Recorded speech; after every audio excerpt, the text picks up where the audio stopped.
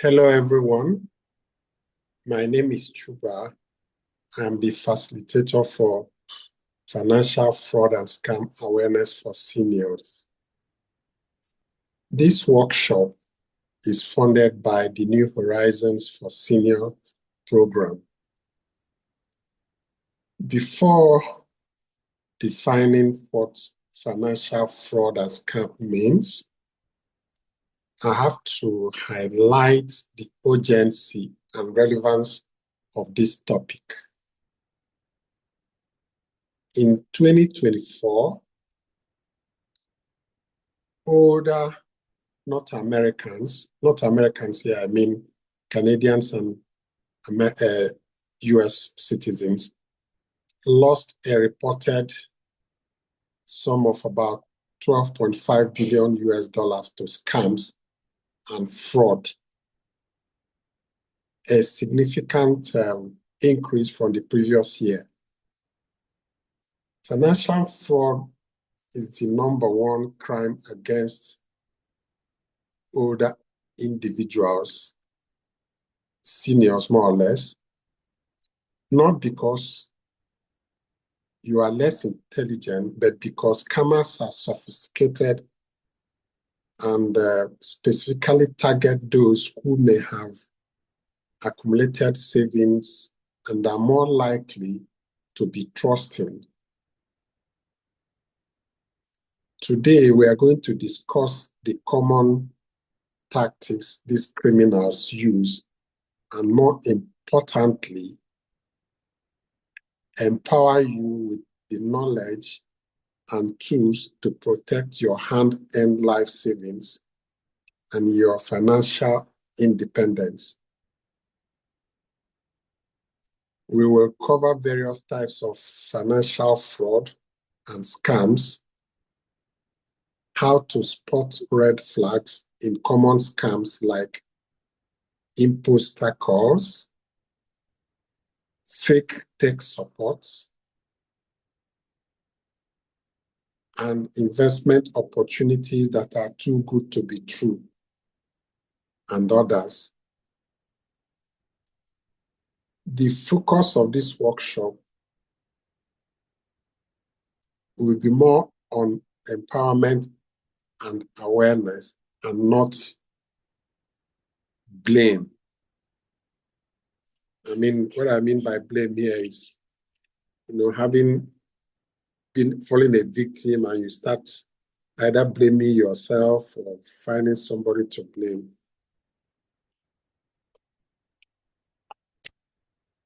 Now, to the actual definition of what I mean by financial fraud and scam, it can be simply defined as using deception, lies, or trickery to illegally gain money, property, or personal information for unlawful personal benefits, encompassing crimes like identity theft, credit card fraud, investment scams, phishing, embezzlement, and fake charities aiming to manipulate seniors, individuals, or systems into giving up assets or revealing sensitive data. Scammers often target seniors because they believe older adults are trusting, polite, or less familiar with new technology, and often have savings and pensions. Anyway, anyone can be scammed. Awareness is the best protection.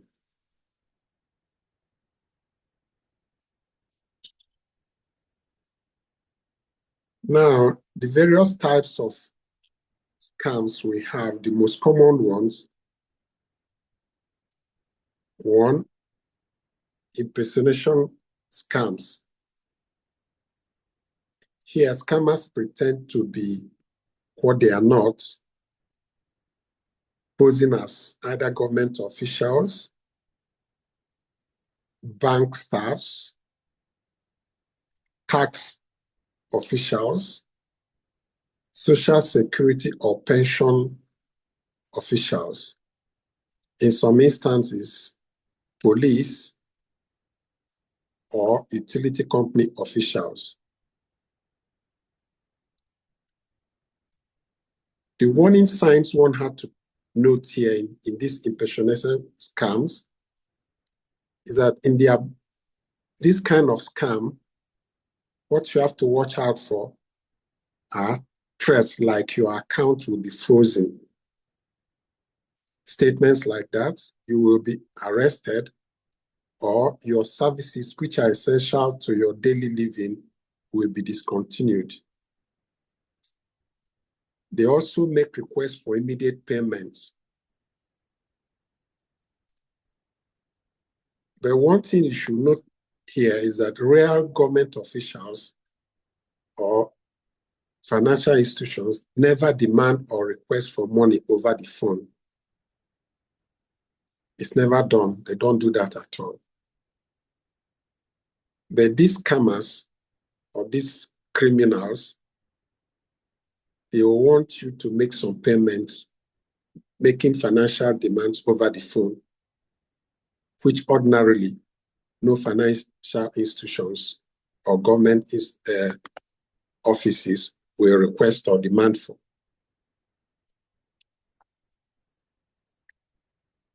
Another type of fraud or scam is what they call, commonly known as grandparents or family emergency scam. Here, the fraudsters usually claim that a grandchild or family member is in trouble and needs monetary assistance to bail the person out of jail or to assist the individual concerned. They will ask for money urgently and secretly.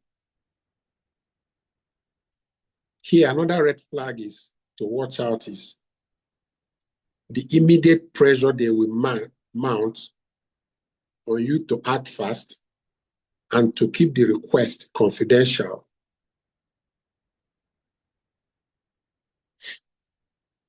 Here, what to do to get out of this is very simple. You just hang up your phone and get in touch or call any family member directly, immediately.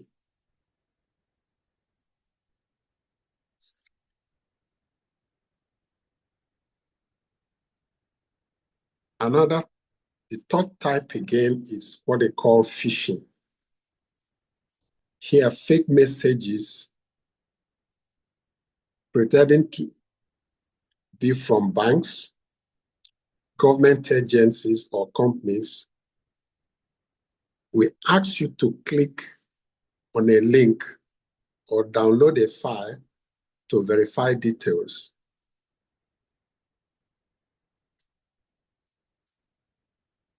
But the red flag here are usually you see wrong spellings or errors in spellings, strange sender addresses,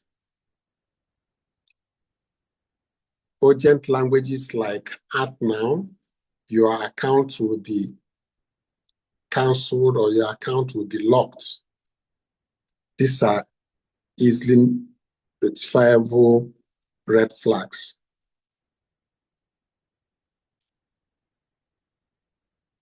Another one is romance and companionship scams.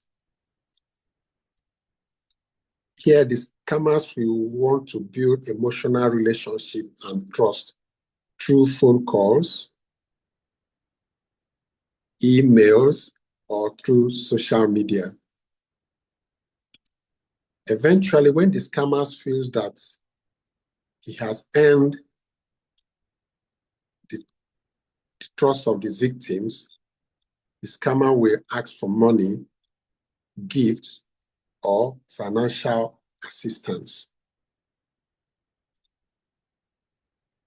Again, here, another red flag is throughout this conversation that has been taking place between the scammers and the will-be victim, the scammers usually avoid face-to-face meetings or video calls or sudden emergencies or investment opportunities that will suddenly crop up.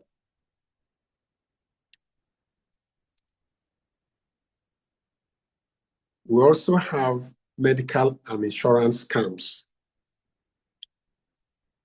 Here, fake offers for free medical equipment, test kits, or insurance plans.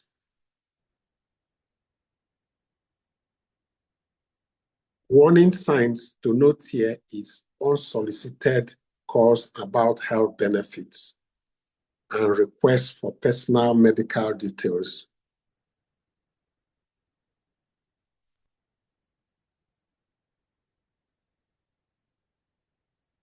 We also have sweepstakes or lottery prize or charity scams.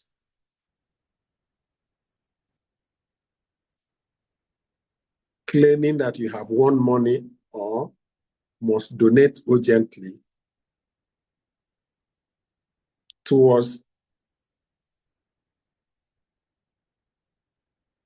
the charity.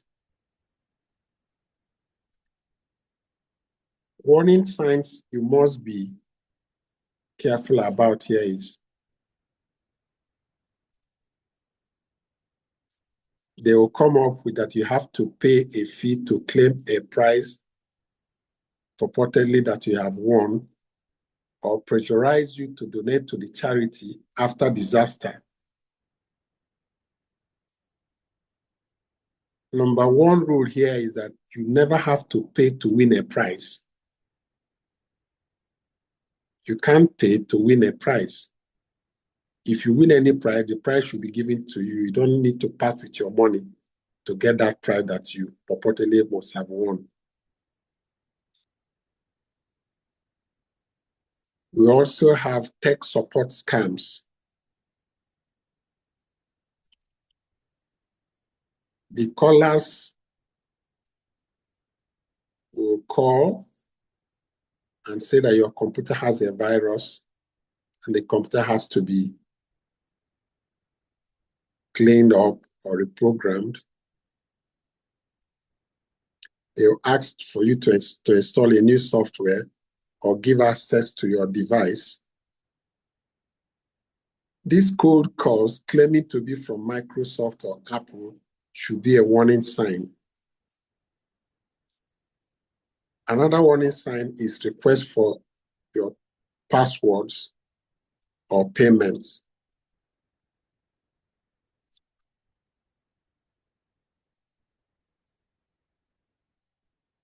Finally, we have investment and crypto scams. Here, there are promises of high returns with no risk. But I wonder why anybody should be interested. How can you make an investment? There's no risk with that investment. It doesn't make sense at all. So that's another red flag. Fake trading platforms will be introduced to you with all the celebrity endorsements. Guaranteed hefty or humongous profits will be dangled before you, mounting pressure to invest quickly and request for payment in crypto cards. All these are all red flags for you to note and avoid.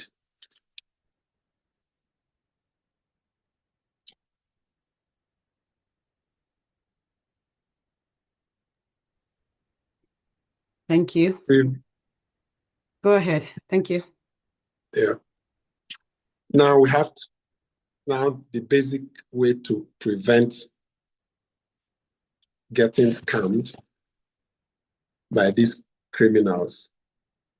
Never provide personal or financial information to unsolicited callers, emails, or pop-ups on your phone. Verify any suspicious request by contacting the institutions concerned or any family member or a trusted friend directly using official number. For example, calling the bank on the back of your cards. Resist any form of pressure to part with your money, because scammers use high pressure tactics to force immediate decisions.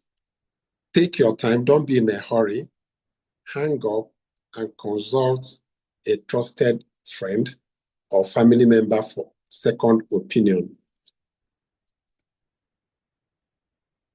Protect all your personal information by shredding old bills and statements, using strong words for your passwords, and consult a trusted friend or family member for a second opinion.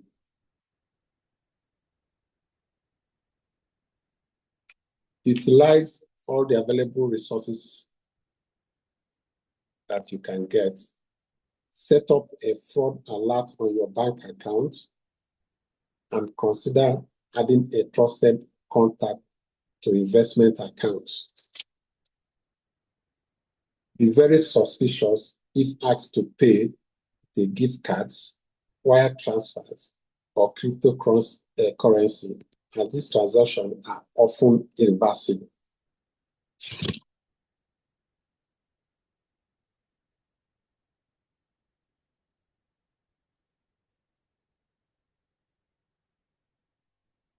Now, so far, we've covered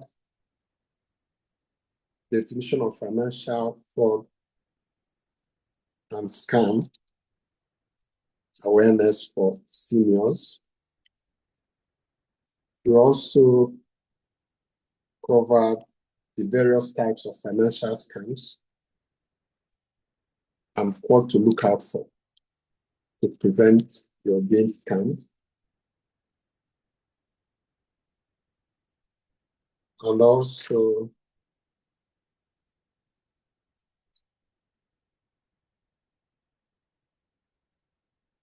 okay, that's just about it for now. The second part will cover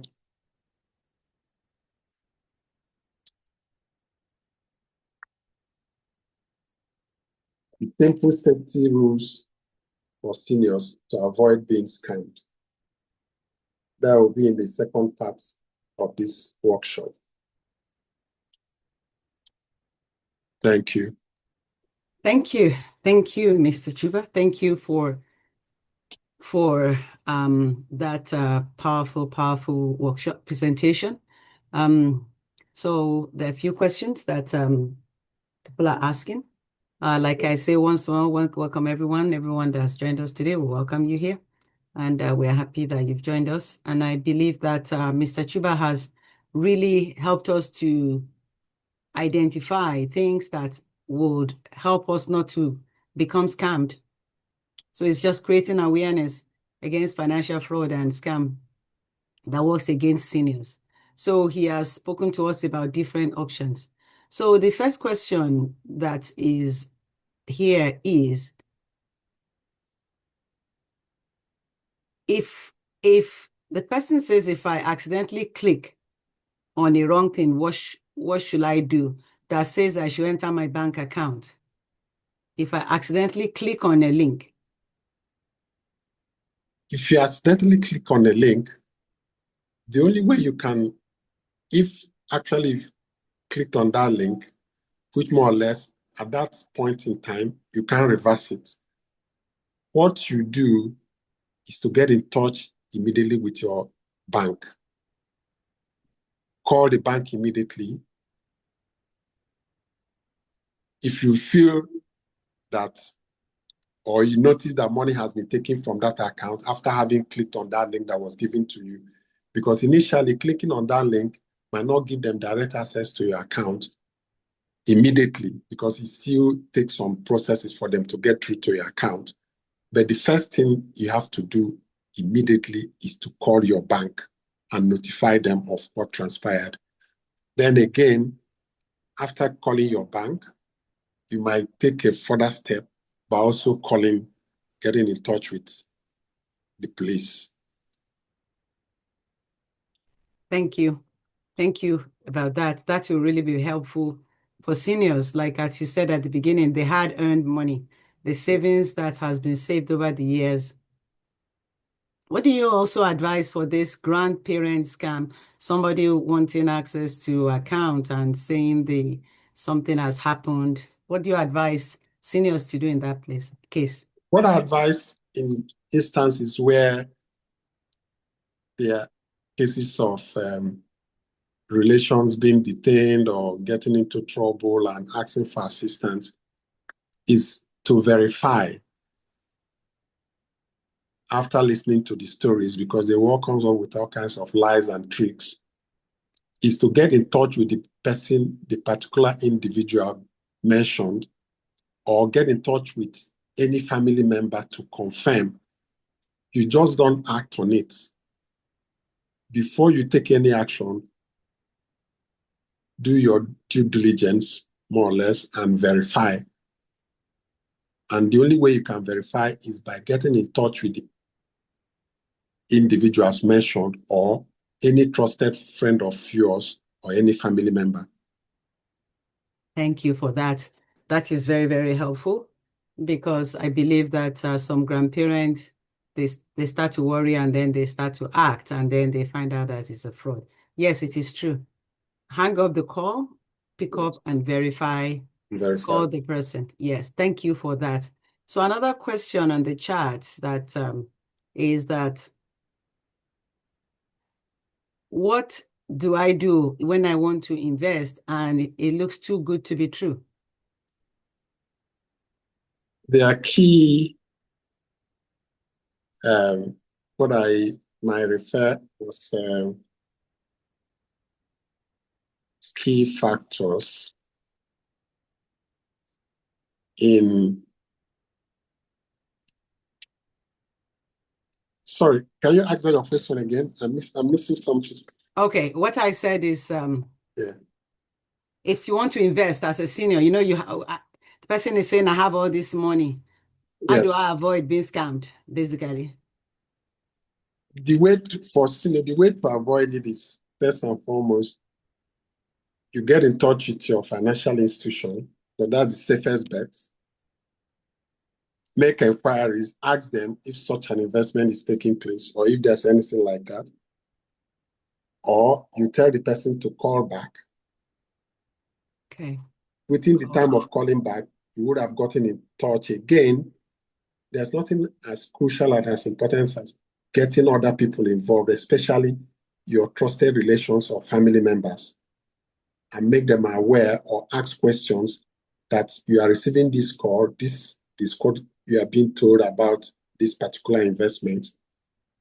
And also, the safest bet is also to call your bank immediately and make them aware of this particular investment opportunity being sold to you. Having done that, I'm sure during the course of that call, you will be given a clear picture and a true statement of what is being done concerning that investment. Thank you. Somebody said that sense of urgency that you talked about during the presentation is key. When there is sense of urgency, be careful.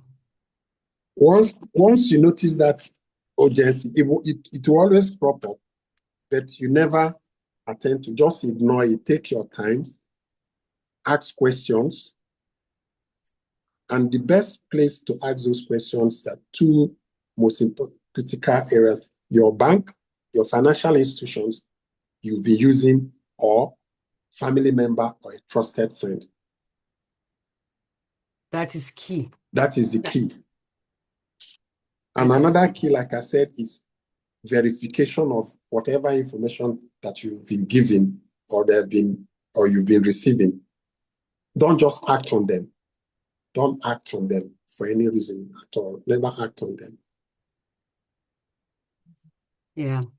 Thank you so much. Do we have any more questions? Put them in the chat, as we appreciate Mr. Chube for the presentation tonight. Thank you everyone that has joined us tonight. He has mentioned what he's going to be talking about in the part 2 of this. So we look forward to having you there. If you have any more questions, please send your questions. Put your email address in the chat. We will get in touch with you. Or you can go to our website. I send it to info@gimlegal.ca. We also have in person. We have other workshops that is on our YouTube page. You can subscribe to our YouTube page or just go there. Elder abuse, financial literacy, there's financial empowerment. This one is financial scam. There's so many different things that we know that the seniors need to be aware of. Mental health awareness. So we thank New Horizons for Seniors program for this. Thank you, and we'll see you next time.